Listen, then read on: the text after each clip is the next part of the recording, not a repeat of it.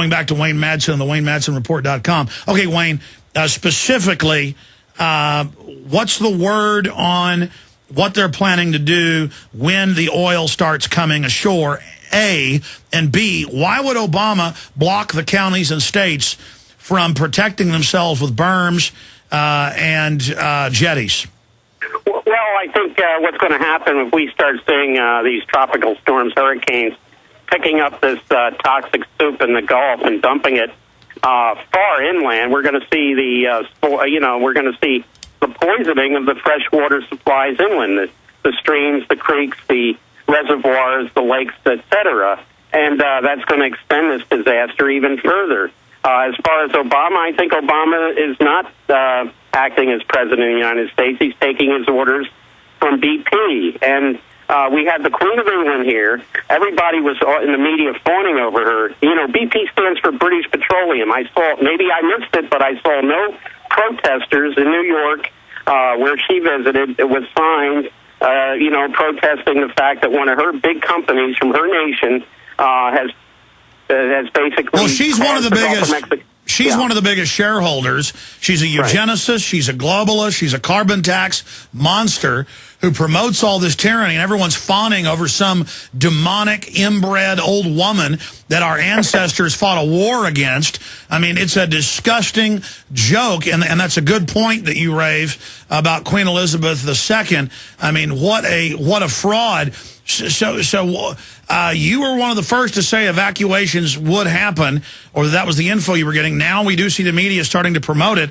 So again, what is Halliburton and BP and others and all these companies going to do as that oil comes in? Well, I think we're going to see the censorship and the PR spin continue. We'll get some reports, obviously, through the blockade, but I would note that my report on the evacuations was picked up by some websites, and just in the last week they printed retractions. Obviously, they got called by BP's big PR bigwigs and told to retract or at least amend the original story. What BP is doing is trying to limit the exposure of this disaster, and now we have them shopping around for investment money in places like Libya. They're going to Gaddafi to get bailed out. And other countries. So I think that's what we're seeing there. And where is the Environmental Protection Agency? This Lisa Jackson, who came out of New York, who's the administrator, we've seen nothing from the EPA. So the Coast Guard, the EPA, all very silent or complicit with BP. Well, this is globalism. This is corporate governance. Back in 70 seconds, 5 more minutes with Wayne Madsen. Then Dr. Paul Craig Roberts joins us to talk about a host of issues. Stay with us. We've reached the halfway point in this worldwide broadcast. We have Chris Emery joining us in studio, one of the leading researchers on Oklahoma City, to look back at that government bombing operation used to demonize conservatives and patriots as they gear up to stage more terror attacks on themselves as a pretext to attack the American people. Meanwhile, a New York National Guard unit scanned vehicles for gun confiscation in the capital of New York, Albany. Amazing report out of Fox News. News 23, we have a detailed breakdown of the history of this and how they're slowly acclimating people for full-bore martial law. But now it's really reaching the boiling point at prisonplanet.com. We got 4 minutes left with Wayne Madsen. Wayne, other tidbits here, because, the statistics of the 51-year life expectancy of Exxon Valdez workers, and the statistics I saw, the government admits it was the dispersants, they believe, that were the main thing that really caused the autoimmune diseases and cancers to go off the charts.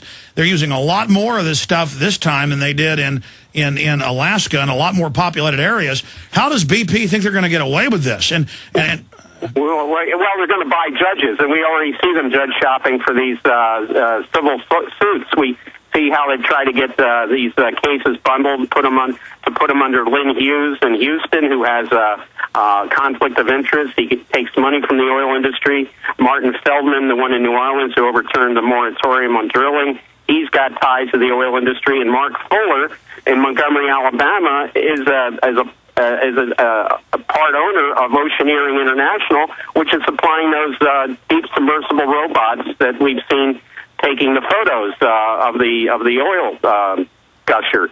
in the Gulf. What people need to do is put pressure on their members of Congress to have these three guys impeached, or at least force them to recuse themselves. If they're impeached, just Obama might try to put another pro-oil guy in their place, but filibuster that. Don't take any action. Make them go to other judges who don't have any ties to the oil industry. At least these three judges, and probably more, are tied to the oil industry, and they need to be removed, recused, or impeached. All right, here's my last question on that issue. We know Obama is one of the main minions of BP. We know Rahm Emanuel had his apartment for many years paid for illegally. That's coming out in the Blagojevich trial there in D.C., where you live. We know that they set up cap and trade with Enron. We know this is a top New World Order globalist organization. And then we have the media acting like Obama has his foot on their neck. Is that part of the PR ruse to try to not have it come out that Obama is basically on the payroll? Well, yeah, of course, Obama entertained the BP executives at the White House and then announced there was this $20 billion cap on damages, and that's nowhere near to what this is going to cost. I think in terms of over $1 trillion, maybe closer to $2 trillion. But what price can you put on the Gulf of Mexico and the other oceans that could be affected by this disaster? And now they say it may just go on forever. Now they're not even trying to talk about fixing it. It's just, this is the way it is now. And well, that's right. And the people who are complacent up here, it's a matter of time before this gets into the Chesapeake, the largest estuary in North America, and we're going to see that. They're already taking making emergency plans in North Carolina when this hits the Outer Banks. So this is not going to be limited to the Gulf of Mexico. And when it hits the Grand Banks off Newfoundland, the richest fishing grounds that North America and Europe depend on, then we're going to see, basically you can just kiss off seafood as a staple in well, that's the issue, is they say there's probably 2 billion gallons in that one hole alone, and it does go out around Florida and up into the Grand Banks. After it leaves the East Coast, it goes up there into the Arctic, and it's just horrible. Wayne-Madsen, thanks for coming on with us. We appreciate your time with us. We'll talk to you again soon. Thank you. Okay. We'll be right back with Dr. Paul Craig Roberts.